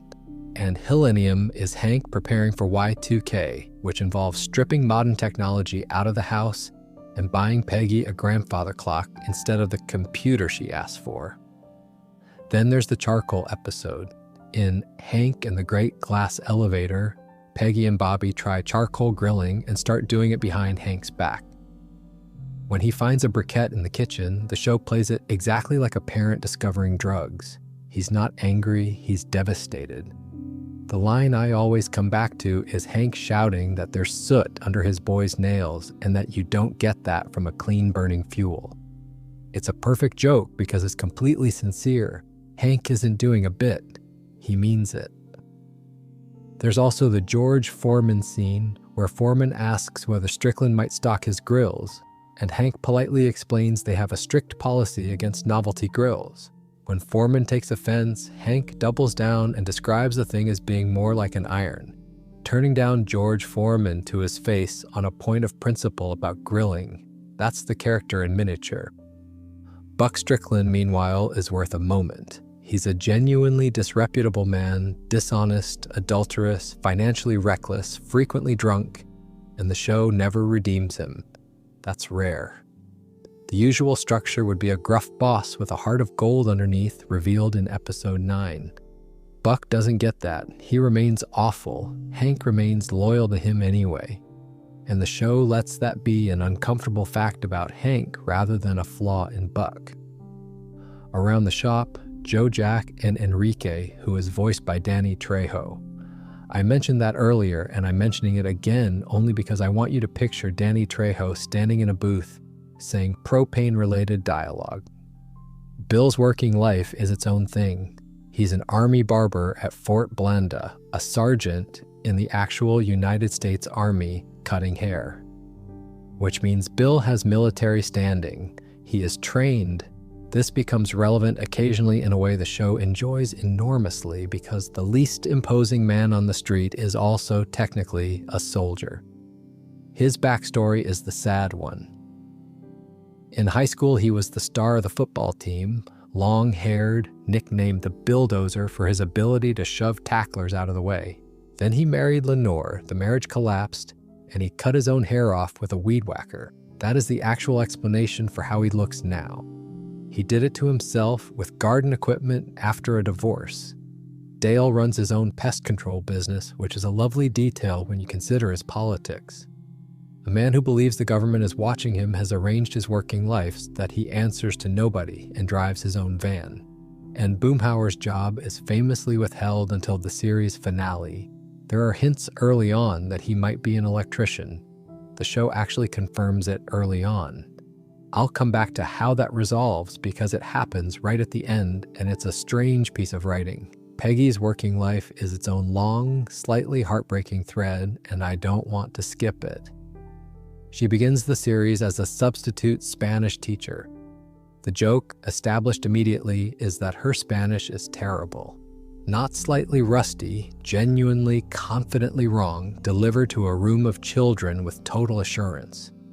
Over the run, she tries an enormous number of other things: journalism, real estate, boggle, competitively and seriously, various entrepreneurial schemes. She has, at different points, been convinced she was on the verge of significant recognition in about 6 different fields. What makes the character work rather than just being a joke about delusion is that she's actually good at some of it. Peggy is intelligent. She's capable. The gap between how good she is and how good she believes she is happens to be enormous, but the underlying ability is real, and the show never punishes her for it. Nobody at home tells her to stop. Hank, whose entire personality is precision and correctness, never once sits his wife down and explains that her Spanish is bad. I think that's genuinely tender, and it's easy to miss because it's an absence rather than a scene. Back to the propane side, because there's a broader point about how the show treats Hank's expertise. Hank knows things. Real, specific, technical things about gas, regulators, tank pressure, safety margins, appliance installation. The show doesn't fake this, the terminology is right, the procedures are right, and when Hank explains something, he explains it correctly. That's a rare courtesy. Most comedies would use the job as wallpaper. Here, it's treated as a genuine body of knowledge that a person could reasonably build a life on and take pride in, which is why the explosion story hits as hard as it does. It isn't just a dramatic event. It's the thing he trusts most in the world proving dangerous in front of him with people he knows in the building. There's an interesting structural detail about that 2-parter as well. It bridges 2 seasons.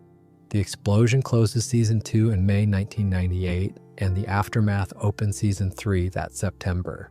So the original audience sat with that for the whole summer, not knowing who had survived, on a show that had spent its first 2 years being resolutely low stakes. I don't think they ever did anything quite that big again, and I suspect that was deliberate. Once you've discovered you can do it, the temptation is to keep doing it, and the show resisted. Bill's army posting is worth one more note because Fort Blanda tells you something about the town. Arlen has a small army post near it. That is extremely normal for Texas and completely unremarked upon in the series. It's just there, the way the strip mall is there. But it means the town has a military population, a barber who is a sergeant, and a whole set of institutional rhythms sitting in the background of the show that never get explained because everyone in the world of the program already knows them. That's a specific kind of writing confidence, trusting the audience to absorb a setting rather than having it described to them. And one more thing about Hank's job that I only worked out recently. The reason he never gets promoted is that Buck is never going anywhere. Buck owns the business. There's no ladder. The only way Hank moves up is if Buck sells, retires, or dies, and Buck is a man who will be behaving disgracefully at a golf course until the moment he stops. So, assistant manager isn't a comment on Hank's ability. It's a structural fact about small business. He is, in practice, running the place. He just isn't ever going to have the title. If you have ever worked somewhere family-owned, you will have felt that particular ceiling. The last thing I'll say about work here is a line of Mike Judge's from 1997 when the show was brand new and people were already trying to work out its politics. He said it wasn't a political show. He described it as more of a populist, common sense point of view. Whether you buy that or not, it's a useful key. The show isn't arguing a position. It's arguing that ordinary competence deserves respect, which is why the man who never gets promoted is also the man who's never once made to look small. I've touched on the no arcs rule already. What I haven't said is how thoroughly the show broke it. Fox's position was practical, not artistic. Animated episodes cost a fortune and live forever in reruns, and reruns pay best when the episodes can be shown in any order on any afternoon. Continuity is an obstacle to that. So the instruction across the network's animated slate was, don't develop anyone. Judge and Daniels developed them anyway, in small increments, hoping nobody would mind. Luann is the clearest example. After Buckley, she doesn't just move on, she changes course. She takes education more seriously, becomes steadily more capable, and by the later seasons, she is recognizably a different person from the girl in season 1. That's a slow arc built over years inside a format designed to prevent it. The other thing they did is even more unusual. The characters age. Not dramatically and not consistently, but the show acknowledges the passage of time. Kids get older, references move forward. The world around Arlen changes, technology arrives, the economy shifts, the culture moves on, and Hank has to deal with it. Animated sitcoms almost never do this. The whole appeal of the form is that nobody ages, so you can run it indefinitely. King of the Hill let time in, which turned out to be the single most important decision anyone made about the show's long-term life. I'll get to why shortly. Now, the ratings, because this genuinely surprised me. In the 1997-98 season, its first full year, King of the Hill ranked 15th in the whole of American television. It averaged 16.3 million viewers an episode, and it outdrew The Simpsons that season. The warm-up act beat the headliner in its first year. That's a startling fact to sit next to what happened later, and it's not a fluke of a single episode. That's a seasoned average across an entire year of broadcast. Around seasons 5 and 6, Judge and Daniels both drifted back from day-to-day involvement. Daniels in particular was getting pulled toward other work, and if you know what he did next, you'll understand why. The show became more episodic in that stretch, a bit more formula-shaped, less interested in the slow character business. They both refocused on it afterward, but the fingerprints of that period are visible if you're watching in order. From season 8, John Altshuler and Dave Krinsky took it over completely. They've been on the show since season 2, so this wasn't outsiders arriving, but they leaned toward Judge's original instinct, weighting the social and political comedy over the character comedy. Then there's the football problem, which I find quietly hilarious. Because King of the Hill led off Fox's Sunday animation block, it sat directly after live NFL coverage. And American football does not respect a schedule. Games run over. When they run over, the network eats into whatever's next. Whatever's next was King of the Hill. Portions of episodes got clipped off constantly. In season 9, it got bad enough that entire episodes were preempted, not trimmed, just not shown. So many episodes went unaired that most of season 10 ended up consisting of leftover season 9 material. An entire year of the show was functionally the previous year finally getting broadcast. That's a wild thing to happen to a series in its prime, and there was nothing anyone involved could do about it. The football ran long, that was that. Season 10 was originally planned as the last one, then it was renewed. Season 13 was also planned as the last one. They went as far as producing a finale, and then it was renewed again. I do wonder what it does to a writing staff to keep composing endings that don't take. You'd stop believing in them eventually. A production note from the final stretch. Lucky C, Monkey Do, which aired on the 8th of February 2009, was the first episode of the series produced in widescreen high definition. 12 seasons in standard definition, and then, for the last handful, the show finally got a modern picture. The timing is almost funny. The most technically unfussy program on television upgraded its format right before it ended. Which brings us to the cancellation, and the shape of it is genuinely odd. By 2008, the show's ratings had actually been climbing. It sat around 105th overall, up from 118th in season 8. Not a hit anymore, but going the right way and steady. And Fox canceled it. The announcement coincided with news that Seth MacFarlane would be making a Family Guy spin-off, The Cleveland Show, which would take the time slot. The people who made King of the Hill were, by all accounts, caught completely off guard. There had been no warning, the numbers were improving, and the slot went to something else. There was a brief window where it looked like ABC might take it. ABC was already airing Judge's new animated comedy, The Good Family, so the logic was there. But in January 2009, the network's president said plainly that there were no plans to pick it up, and that was the end of it. Then Fox did something slightly decent. In April 2009, they ordered at least 2 more episodes specifically so the show could have a proper ending. And on the 13th of September 2009, the series finale aired.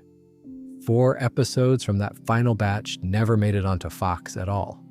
They were held back and eventually burned off in nightly syndication over 4 days at the start of May 2010, which is about as unceremonious an exit as a beloved show can get. And in that finale, there's a shot of Boomhauer's wallet open on his bedroom dresser. Inside is a Texas Ranger badge. Boomhauer is a Texas Ranger. He'd actually been a Texas Department of Public Safety officer the whole time. The bloke whose speech nobody in the audience can parse is a state law enforcement officer. There's no scene about it, no reveal, no reaction, no line. Just a close-up on a wallet in the last episode after 13 years. I have complicated feelings about this. Part of me thinks it's magnificent restraint, the show refusing to make a meal of its own last secret. Part of me thinks it's a bit of a shrug after that much buildup. What makes it properly funny is Dale. Dale spends the entire series convinced that government agents are everywhere, monitoring him. And one of his 3 closest friends, the one he drinks with in an alley every single day, is an actual state officer with a badge in his pocket. Dale has been sitting next to the surveillance state for 30 years telling it his theories. The contemporary reaction to the ending was warm. Alan Sepinwall wrote that the show had been sweeter and more human than the great majority of live-action sitcoms running alongside it. James Poniwozik at Time, who'd already put it on his 100 greatest list, called the ending one of the most moving things he'd seen on television that year. There's a critical thread from the show's middle and later years that I think is worth pulling on, because the writing about King of the Hill got unusually interesting. In 2005, Matt Bai wrote about it in the New York Times Magazine and called it the most subtle and complex portrayal of small-town voters on television. That's a serious claim in a serious publication about a cartoon, and it was made while the show was still running. Then in 2016, The Atlantic ran a reappraisal that called it the last bipartisan television comedy. The argument was that the show gave all of its characters a genuine humanity that made their flaws sympathetic rather than damning, and that television since had not caught up. I think that piece is right, and I think it's also slightly sad because it was written as a look backwards at something people had stopped attempting. The AV Club's Genevieve Koski put the mechanics of it well in 2013. Her point was that the characters aren't funny because they deliver crafted jokes or make references or end up in ridiculous situations. They're funny because they have real hopes and real limitations, and those limitations satirize everyday life while simultaneously celebrating it. She also noted fairly that the show had its share of silly premises and contrived setups and got repetitive toward the end, which is true. The later seasons do have a formula to them. I'd rather acknowledge that than pretend 259 episodes of anything are uniformly excellent. On the ranking side, IGN put it at number 27 on their top 100 animated series in 2014, and at 66 on their 100 best television shows of any kind in 2023. TV Guide included it in their 60 greatest cartoons in 2013. And Rotten Tomatoes has Season 5 and Season 13 both sitting at a perfect approval rating, which is a slightly funny pairing, the middle of the run in the very end with the wobbly stretch in between. There's one more piece of the show's political reputation that I find genuinely interesting, and it isn't about the show at all. In 2005, a phrase started circulating in American political commentary, King of the Hill voters. It was shorthand for a particular kind of person, culturally conservative, not especially ideological, suspicious of extremes on either side, mainly concerned with whether things work. That's a remarkable thing for a cartoon to produce. Not a catchphrase, not a merchandise line, a category of person that political analysts started using because the show had described them more precisely than anyone else had. I'm not going to wade into whether that framing was fair or useful, because that's a whole other conversation and not one for the small hours. What interests me is the mechanism.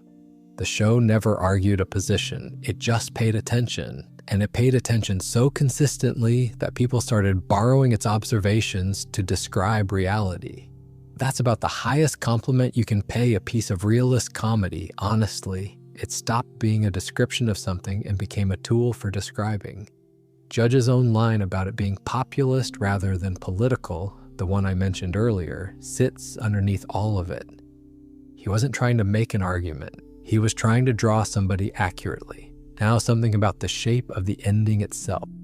The finale is called To Sirloin with Love, and if you're expecting the last episode of a 13-year series to be enormous, it isn't. Bobby turns out to have a talent for judging meat. Hank is proud of him. They cook together. That's it. That's the ending. I've seen people call it an anti-climax, and I understand the reaction. But I think it's exactly correct. The entire series is about a father who wants to find something he and his son can share. At the end, he finds one. Steak. There's no wedding, no death, no departure, no character leaving town. Nobody says goodbye to the audience. The last shot is the family doing an ordinary thing together. For a show whose whole argument was that ordinary is enough, ending on a barbecue is the only honest option available. The 4 episodes that got pushed out into syndication afterwards complicate that slightly because they aired later and aren't positioned as a conclusion.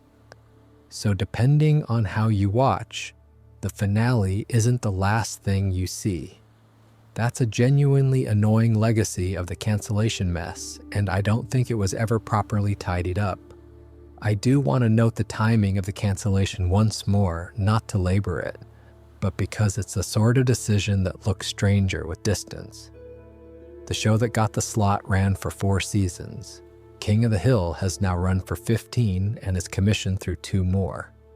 I'm not going to be snide about it. Television scheduling is a guessing game and everyone gets it wrong constantly. But it's a decent illustration of how badly a network can misjudge which of its things has a long life in it. And then it was over. And it went into the long, strange afterlife that eventually brought it back. The reruns are where the show actually did its work. Broadcast syndication ran from 2001 all the way to 2019, so for 18 years, there was a version of King of the Hill playing somewhere in America most afternoons. FX aired it daily nationwide from 2004 to 2008. Adult Swim picked it up in January 2009 and held it until 2018. Then it wandered a bit. Comedy Central and CMT had it briefly. It got pulled from both around November 2019. FXX added it back in September 2021, and for a stretch, FXX and Adult Swim shared it. That's a lot of homes for one program. And every one of those moves is a small commercial decision by someone who worked out the show still had an audience. The physical releases went badly though, and this is a properly annoying bit of history. Fox put out the first 6 seasons on DVD between 2003 and 2006. Season 7 was announced for late 2006 and then canceled, most likely because the earlier discs hadn't sold well enough. And that was it for 8 years. Then in 2014, Olive Films picked up a sub-license and finished the job. Seasons 7 and 8 came out in November 2014, 9 and 10 the following April, and 11, 12, and 13 across the rest of 2015. So if you'd been collecting the show on disc, you waited the better part of a decade in the middle for someone to bother. The streaming situation was, for a while, worse. Netflix and Fox both streamed the full run and then stopped in October 2013. In early 2017, it disappeared from iTunes and Google Play. It came back to Google Play later that year, and then by May 2018, it was gone from both again. There was a genuine period where one of the most acclaimed animated series ever made was quite difficult to watch legally. Not impossible, but you had to work at it. That ended in November 2018 when Hulu took exclusive US streaming rights to the whole original run. Disney Plus picked it up internationally through the Star Hub in 2022, which is the setup for everything that follows, because you can't revive a show nobody can find. The revival took a very long time to happen. The public trail starts in August 2017 when Judge and Daniels were reported to be in preliminary conversations with Fox. In March 2018, Judge said he'd want the revived version to feature aged-up characters, and older Bobby specifically. That's the detail that matters, and it goes right back to the decision to let time pass in the original. Because the characters had always aged, a time jump wasn't a gimmick. It was just the next bit. In March 2020, Daniels said they had a plan, and it was funny. In March 2021, the writer Brent Forrester tweeted that negotiations were happening. In January 2022, Judge and Daniels announced a new company, Bandera Entertainment, with a King of the Hill revival among the projects in development. Then in September 2022, Fox confirmed it wouldn't be airing on Fox. The reason is pure corporate plumbing. After Disney acquired most of 21st Century Fox, the network and the studio that owns the show ended up in different companies. And Fox now prefers to fully own what it airs, so the show couldn't go home. On the 31st of January 2023, Hulu ordered it. Saladin K. Patterson came in as showrunner, with Judge and Daniels executive producing.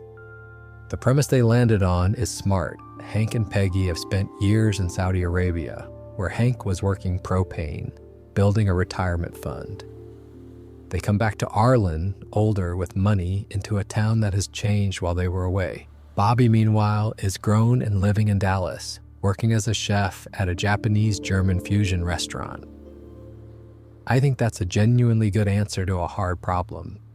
It explains the absence, it gives everyone a reason to be older, and it puts Hank in the position the show always did best, a competent man arriving somewhere that no longer works the way he remembers. All 10 episodes of Season 14 dropped on the 4th of August, 2025. The numbers were extraordinary. It pulled 4.4 million views worldwide in its first 7 days, which made it the biggest adult animation season premiere across Hulu and Disney Plus in 5 years. Nielsen clocked 1.208 billion minutes of viewing in that first week. It went straight to number 1 on Hulu's daily chart. Critics agreed for once. It landed at 98% on Rotten Tomatoes. And here's the knock-on effect I find most interesting. Viewing of the original run jumped 41%. People didn't just watch the new one, they went back and started again from the beginning. Financially, the show has generated well over $100 million in streaming revenue since 2020, which explains, unromantically, why it came back. On the 30th of October 2025, Hulu renewed it for seasons 16 and 17, ordering 20 more episodes. If it keeps to 10 a year, that carries the show into 2028. Season 15 arrived on the 20th of July, 2026, all 10 episodes at once again, with Hank and Peggy settling into retirement on Rainey Street, and Bobby dealing with the stresses of running his own thing. On Toby Huss taking over Dale, his own account of it is beautifully unfussy. He said he did one read-through where he read Dale in the room, and everyone thought, well, Toby's close enough. That's the whole audition process. He was already there, doing 4 other voices, and they just asked him to have a go. The merchandising side has got odd in a way I quite enjoy. There's an Alamo beer collaboration, Alamo being the beer the characters drink, brewed for real by a San Antonio company. Hank turned up as a playable skin in Fortnite. He's in a kart racing game.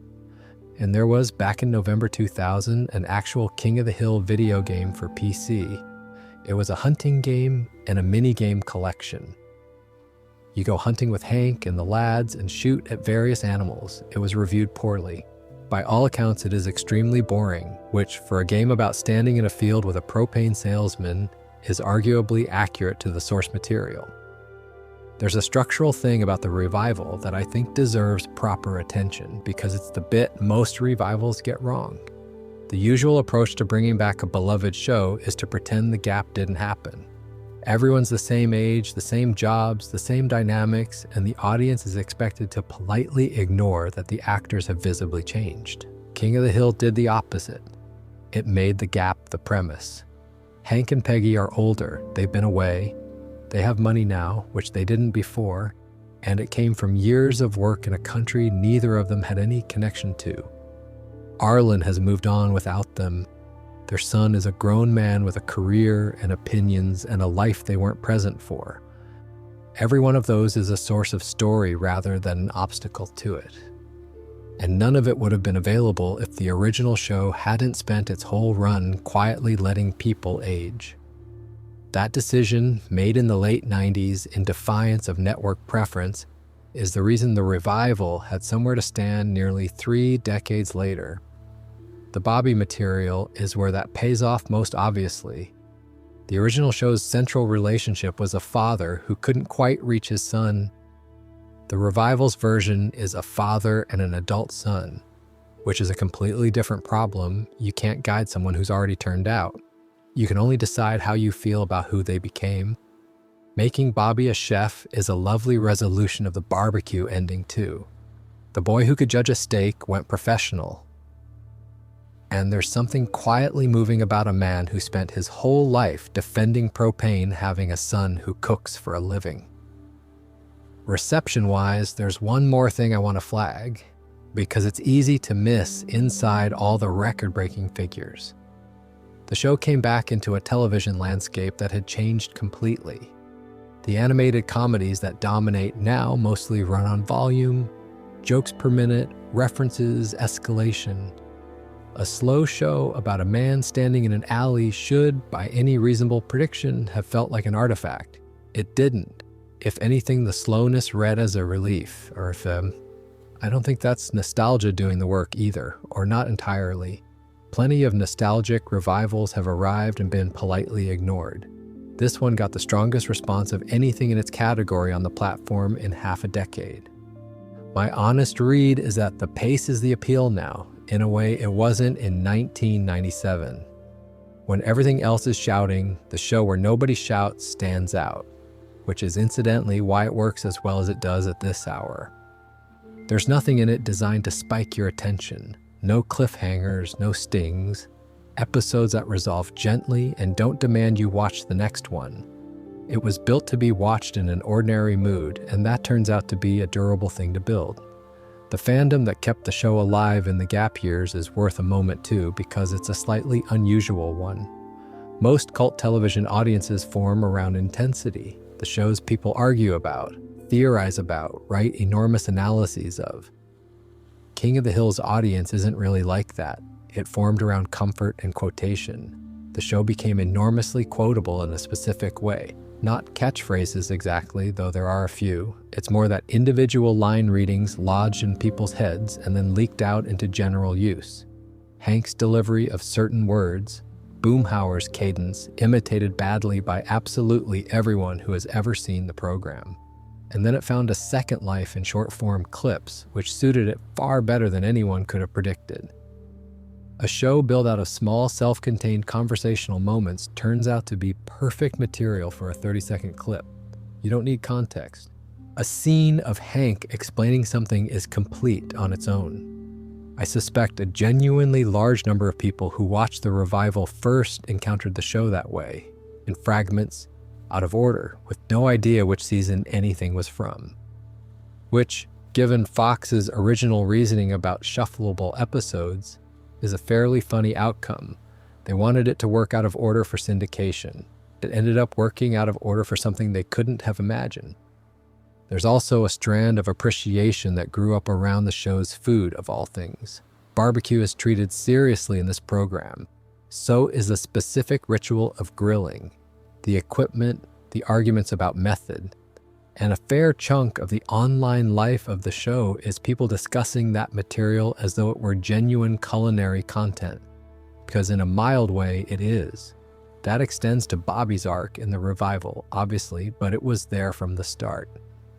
The show respects cooking the way it respects propane and lawns and football as a real thing that people care about properly, not as set dressing. I find that consistent respect quite rare, honestly. Most comedies pick one or two subjects to take seriously and treat everything else as material. This one seems to have decided fairly early that it would take everything in Arlen at the value its residents place on it. A last few odds and ends before I let this win down. The show has been part of the animation throwdown card game alongside Family Guy, American Dad, Futurama, Bob's Burgers, and Archer. It's in Warped Kart Racers with a similar crowd. Hank arrived in Fortnite as part of a set of cartoon fathers. And the Alamo beer collaboration is my favorite of the lot because it collapses fiction and reality in a way I find very funny. Alamo is the beer the characters drink. A San Antonio brewery makes an actual beer called Alamo. They tied up with the streaming service to put out a proper King of the Hill version. So you can, if you're in the right part of Texas, buy and drink the fictional beer that 4 cartoon men have been holding in an alley since 1997. I think Hank would have opinions about the marketing and would drink it anyway. I keep coming back to the alley, not because it's profound, but because it's such an unlikely thing to have lasted. 4 men standing on dirt, holding beer, not really talking. That's the image that got attached to one of the most acclaimed comedies in American television, and it's still the image now, 30 years on, in a version made for a streaming service that didn't exist when they drew it. The thing the show believed, from the first script Mike Judge wrote on his own, was that ordinary people are interesting enough. You don't need to make them heroic or absurd or tragic. You just have to look at them properly and take them seriously. That's a harder position to hold than it sounds. It's why the geography was allowed to be sloppy while the fence conversations were not. It's why a man could spend 13 years as an assistant manager and never once be the joke. I've got more of these planned if you want them. There's a whole video's worth in the individual episodes alone, and another in the fan theories, and I've barely touched Bobby, who probably deserves his own. But that's enough for tonight. Thanks for spending it with me. Sleep well.